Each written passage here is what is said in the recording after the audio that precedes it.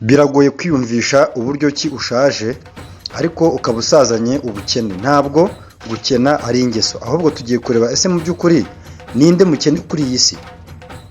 Reka tuvuge ku muntu ukorera umushahara.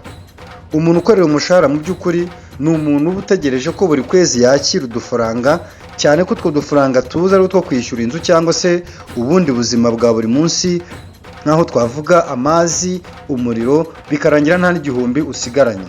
Ese mu by'ukuri gusaza ukiri umukozi uhembwa umushahara byaba ari byiza? Ese byaba bigira izihe ngaruka? Tugiye kureba ingaruka zitandukanye zituruka ku gusaza ukorera umushahara, cyane ko bivugwa ko umuntu usaza akorera umushahara birangira ashaje ari umukene. Yego nibyo usazana ka pansiyo, ariko ntawamenya hari n'igihe bakwirukana mu kazi n'iyo pansiyo utarayakira.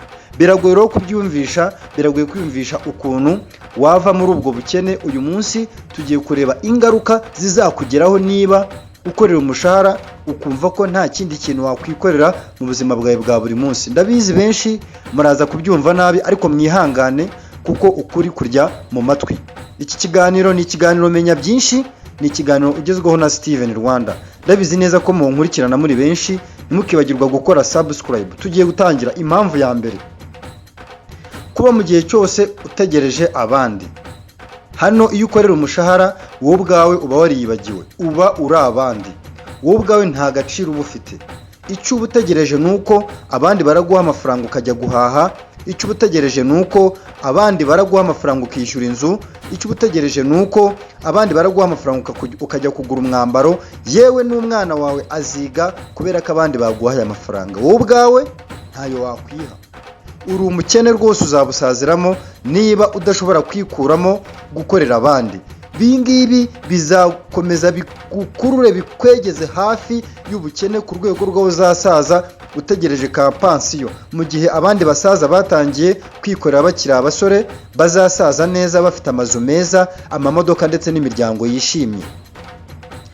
Ukora uhembwa ku mushahara gusa, ibingibi biragenda bikagutera kudatera imbere. Imishinga yawe bwite nta gaciro wayibonera ndetse nta n'umwanya wayibonera, kubera ko igihe cyawe uba waragitije abandi aribo bakiyobora ndetse bakagikontorora. Ikindi tugiye kureba, kugira amafaranga make mu busaza. Izi ni ingaruka zo gusaza ukorera abandi. Ni ugusaza ukorera umushahara. Ndabizi neza ko wabyumvishe neza.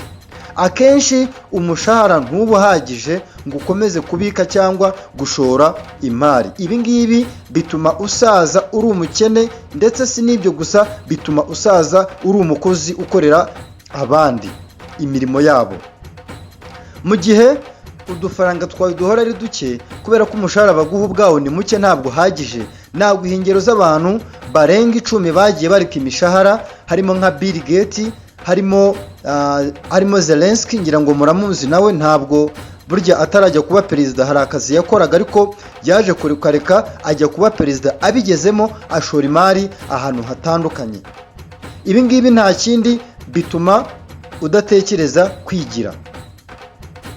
Iyo wibanze ku mushahara gusa, ushobora kwirengagiza amahirwe yo kwihangira imirimo cyangwa gushora mu bandi, bikaba byagutwara amahirwe yo kuba wigenga mu bukungu bwawe. Ibi ngibi byo kudatekereza kwigira nabyo biragenda bikagukururira gusaza uri umukene, kubera ko udufaranga twose ubonye hari abantu baba badutegereje, cyane ko n'abaguhemba ubwabo usanga barubatse sisiteme igukata ku rwego rwaho niba uhembwa ibihumbi 200, udufaranga tukugeraho ari ibihumbi 150. Ibihumbi 50 mu by'ukuri biba byagiye hehe? Ibi ngibi biragenda bikagukurura ubukene, ukarinda usaza utegereje umushahara, cyane ko baba baragushutse bakubwira ko buri kwezi bazajya baguha udufaranga. Reka turebe ingingo ya 4, kugwa mu mubabaro iyo uretse akazi. Umushahara uhagarara igihe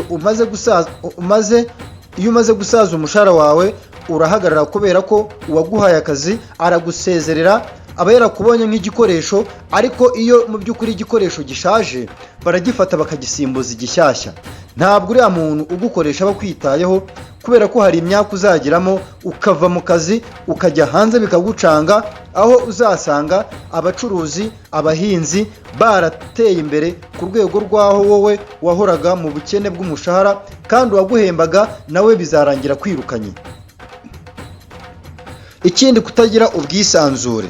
Ngira ngo murabizi abantu bafite akazi ka leta ntabwo bagira ubwisanzure kubera ko babagenera amasaha babyukiraho, bakabagenera n'igihe bagomba gutahiraho, hahandi usanga umuntu yarabuze n'umwanya wo gukaraba, akabura n'umwanya wo kwiyitaho, aho usanga abakozi ba leta abenshi udashobora kumubona mu muhanda yirukanka kubera ko igihe cye cyose baracyihariye, nta mwanya bamuboneye, azasazana uburwayi ku rwego rw'aho azasaza nta byishimo, ahubwo ari uburwayi ndetse n'ububabare. Ibi bintu rero byo gutegekwa nabyo usanga ahanini bigukurura amadepresiyo kubera ko nta kintu na kimwe ukora witekerereje, iteka bahora bagutekerereza. Ibi nta kindi bizagukururira uretse kubaho nk'inzirakarengane mu buzima bwawe bwose, ndetse n'amahirwe menshi bazajya bayakubuza.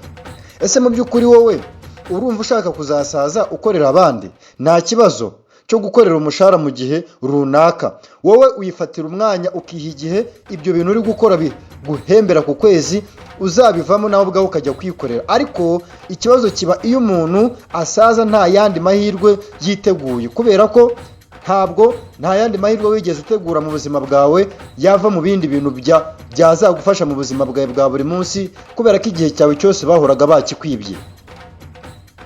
Ni byiza rero gukoresha ayo uhembwa ugashora imari zitandukanye, ukihangira imishinga cyangwa se ukatubika neza utwo dufaranga twawe kugira ngo uzasaze ushaje neza utanduranyije.